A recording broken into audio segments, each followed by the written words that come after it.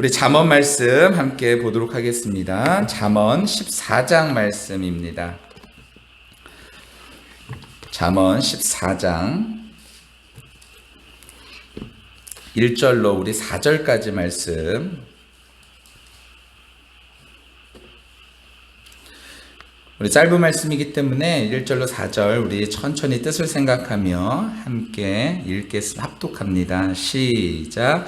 지혜로운 여인은 자기 집을 세우되 미련한 여인은 자기 손으로 그것을 허느니라.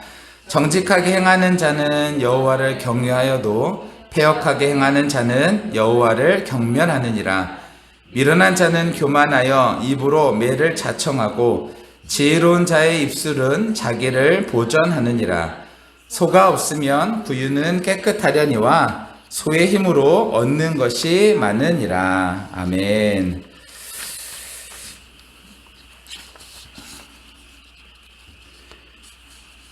이솝우화에 나오는 이야기 중에 이런 이야기가 하나 있습니다.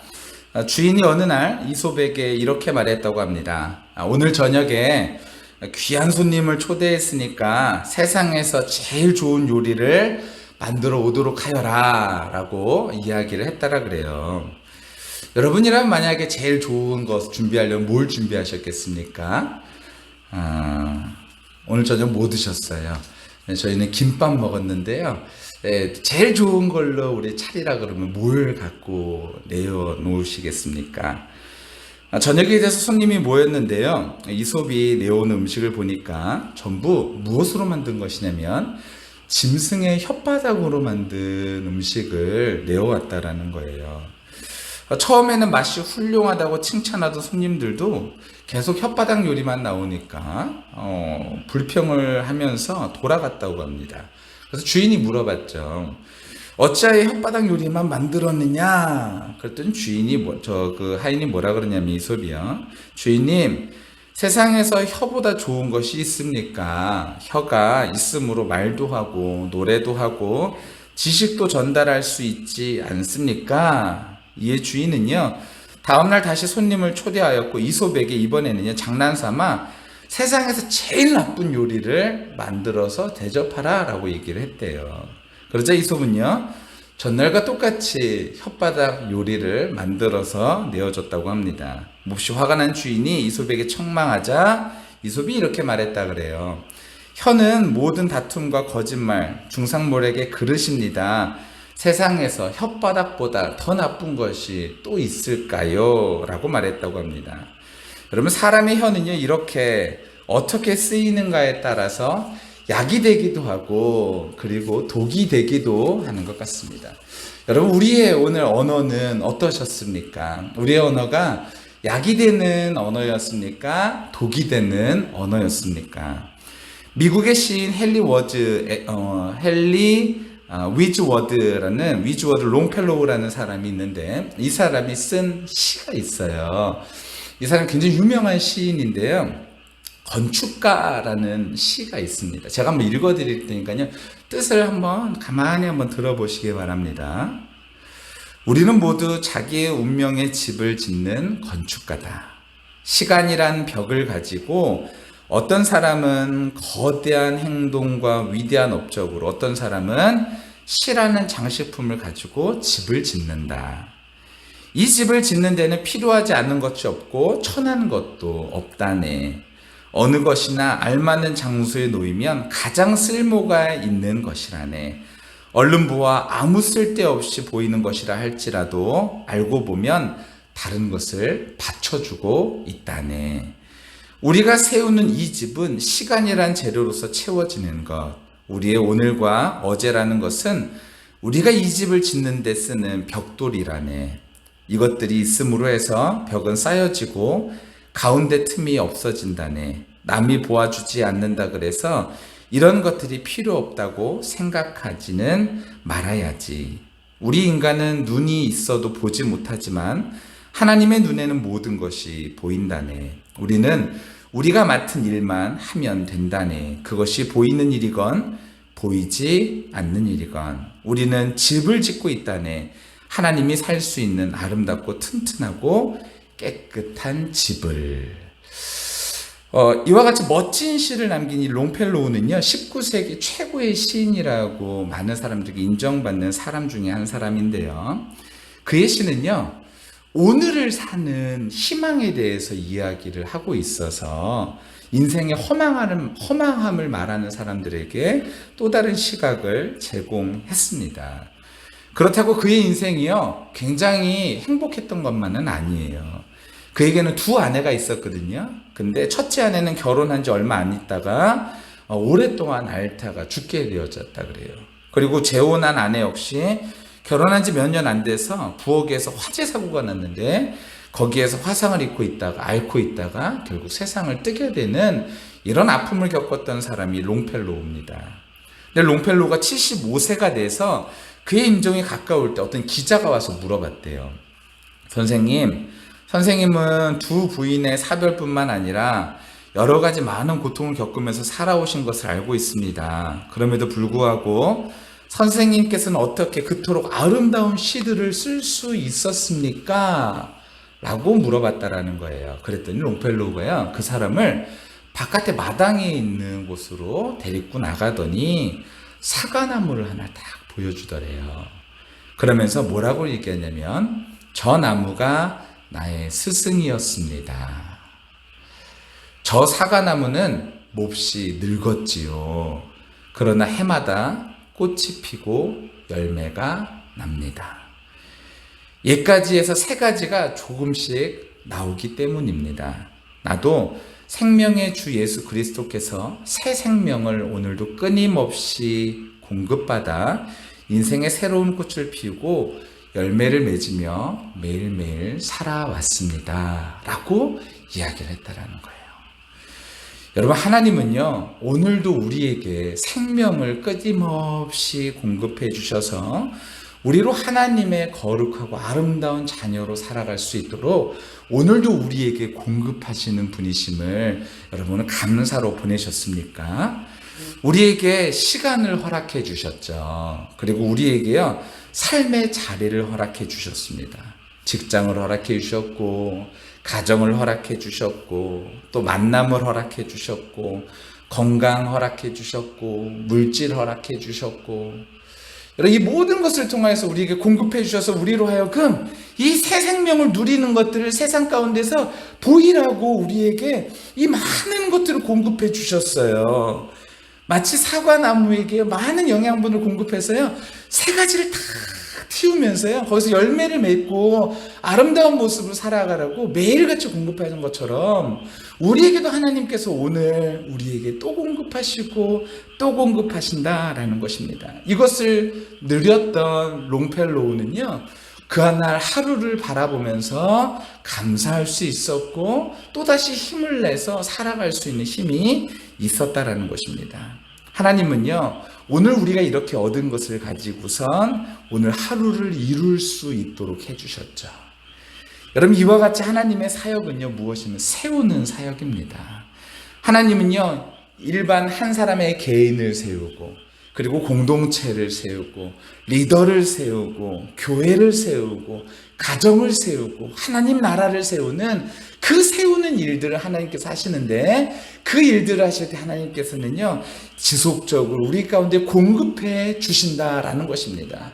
여러분, 우리에게 오늘 공급해 주신 것에 감사하시는, 늦었지만 어쩌면 늦지 않은 이 시간에 하나님 앞에 오늘 하루를 감사하는 저와 우리 모두가 다 되어졌으면 좋겠습니다. 우리로 이 일을 하면서 아름답게 세우라고 하나님께서 우리에게 이런 모든 것들을 허락해 주셨죠. 그러니 우리도 세우는 사람들입니다. 히브리서 10장 39절에 우리는 뒤로 물러서 멸망하는 자가 아니요 오직 영혼을 구원함에 이르는 믿음을 가진 자니라 라고 기록하고 있습니다. 오늘 잠언 말씀에도요, 지혜 있는 자는 어떤 사람이냐면 오늘 1절 말씀 보니까 세우는 자래요. 미련한 자는요, 허무한 사람이라고 말씀하고 있습니다. 이 허무는 사람, 허물어뜨리는 사람은 미련한 사람이고 세우는 사람은 아름다운 사람. 여러분, 오늘 우리의 말로요, 우리가 무언가를 세우셨습니까? 누군가를 세우셨습니까? 아니면 누군가를 허물어뜨리셨습니까? 누군가의 마음에 있는 것들을 절망하고 힘들고 낙심 가운데 빠지게 하셨습니까? 아니면 우리의 언어로요, 이 사람이 세워질 수 있도록 그렇게 아름다운 언어로 우리의 말과 행동과 우리의 물질과 우리의 시간들이 사용되어졌냐라는 것입니다. 자, 그렇다면요, 하나님께서는 우리가요, 어떻게 집을 짓기를 원하실까요? 저는 그것을요, 마태복음 7장에서 찾았는데요.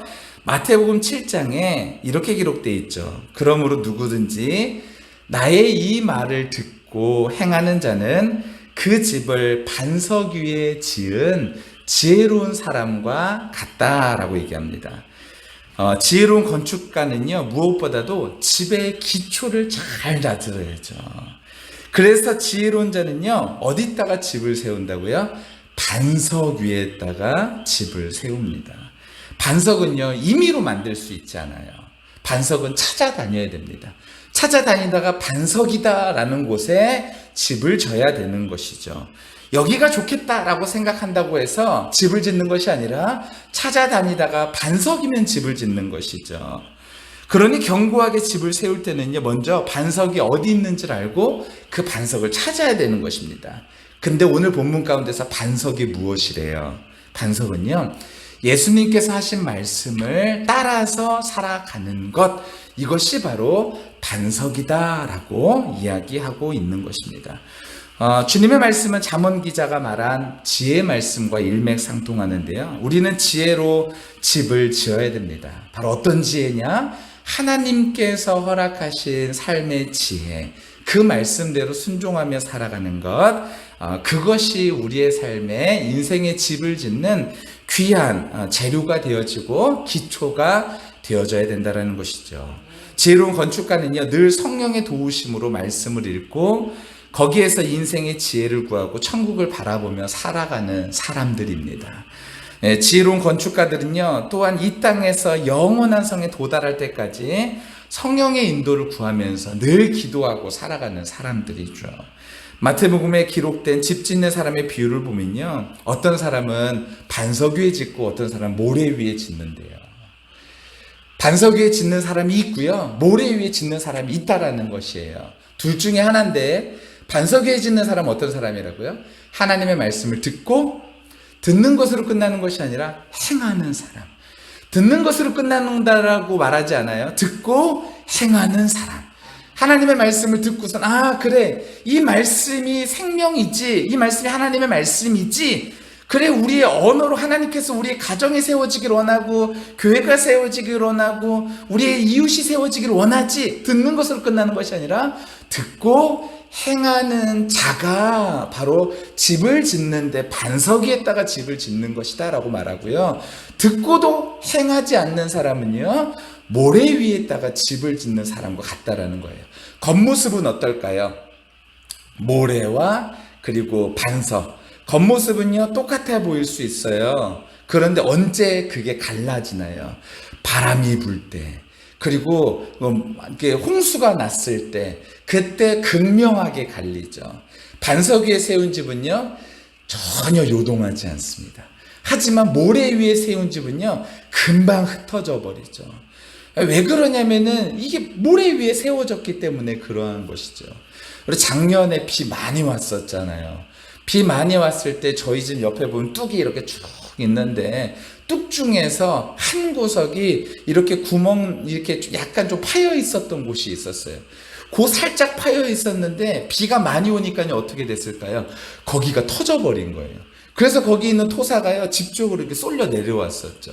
나머지는 다 똑같았는데 그 조그만 구멍, 이렇게 약간 파인 거, 그쪽으로 흙이 쏟아져 내려가고 집으로 확 쏟아져 내려오더라고요.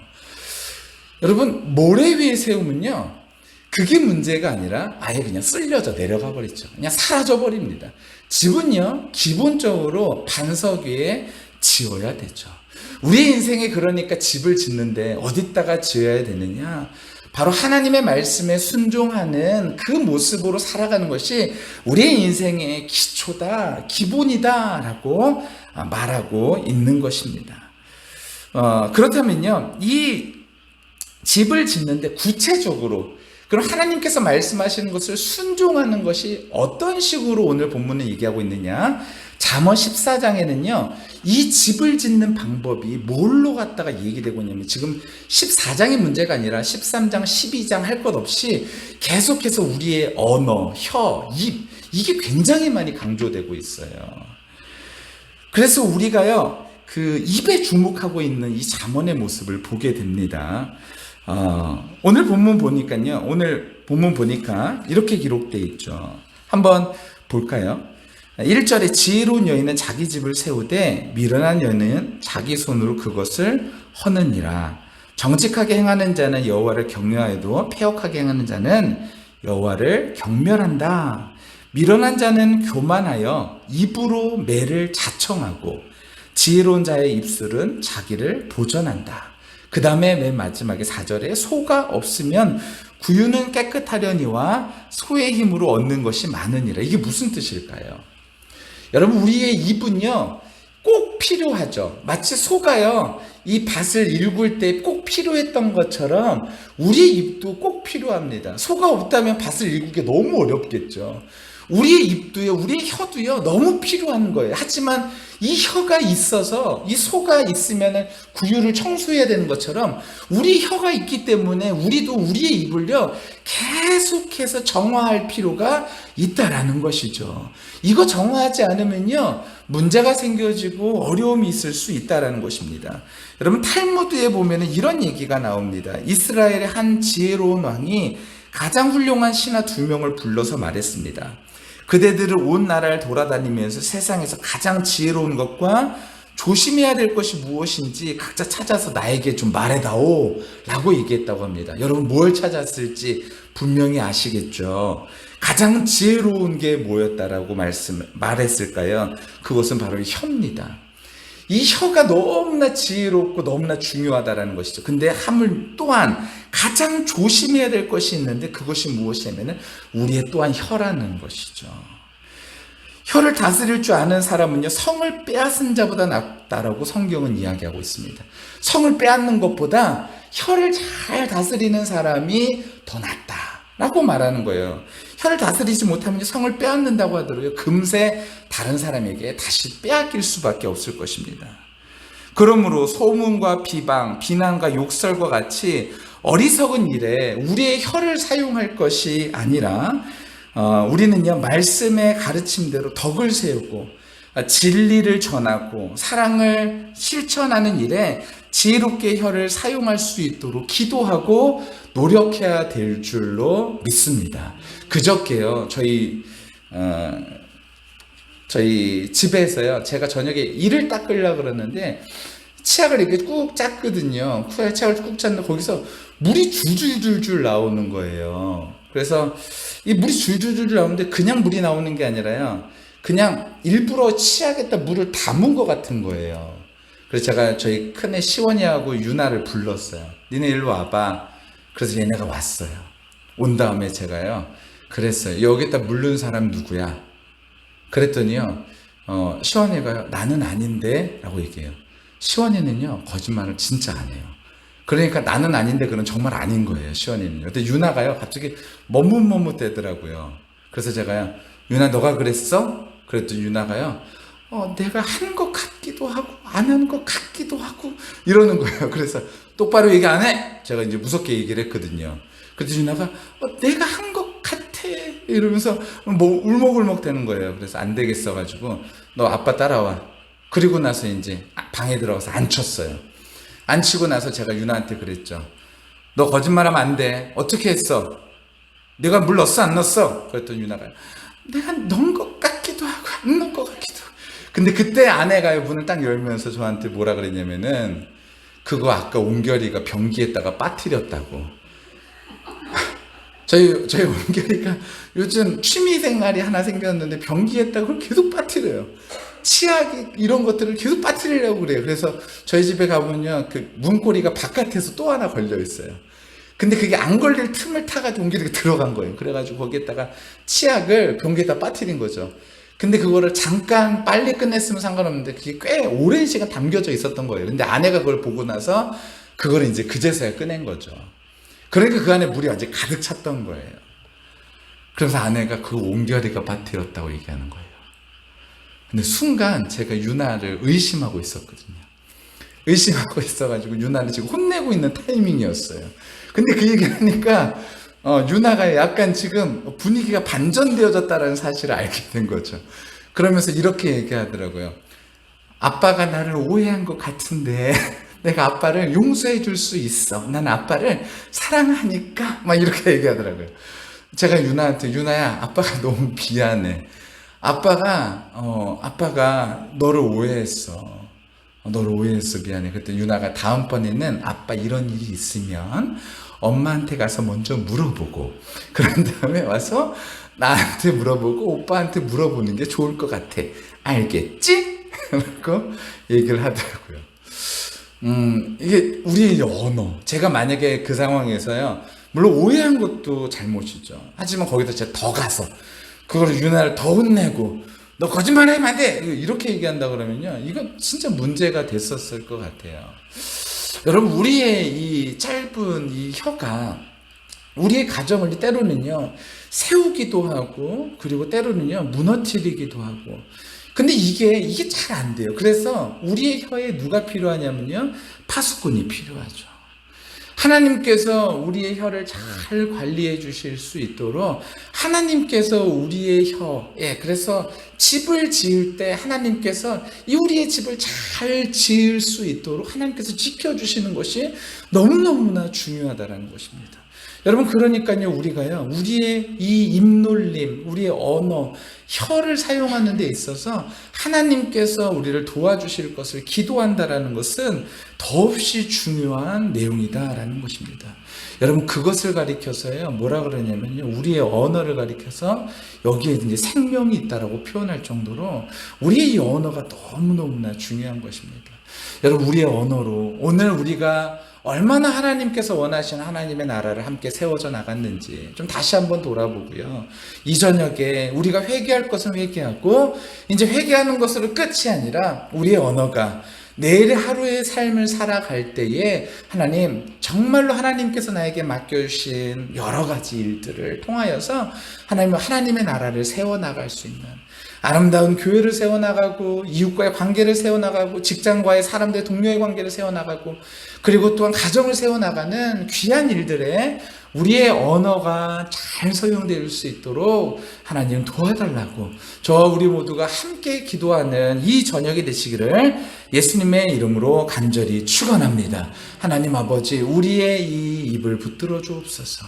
하나님, 우리의 입을 붙들어 주셔서 우리가 때로는 우리의 마음속에 있는 말들이 이렇게 나올 때에 하나님의 마음을 가지고 내가 이것을 정말로 세우는 일인가 아니면 넘어뜨리는 일인가, 허무는 일인가.